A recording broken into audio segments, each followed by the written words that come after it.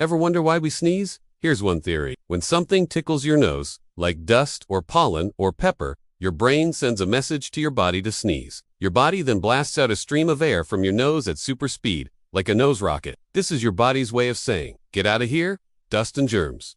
Some people even sneeze when they're happy. It's called a sneeze fit. It can make you feel better when you re-sick, or can just be a sign that you re-about to blow your nose. Either way, it's a totally normal and natural thing to do. So don't be afraid to let it rip. And remember, when you sneeze, you might want to cover your mouth and nose with a tissue or mask. Because the germs are coming out, now you know. Hit the like button for more fun, science facts every day.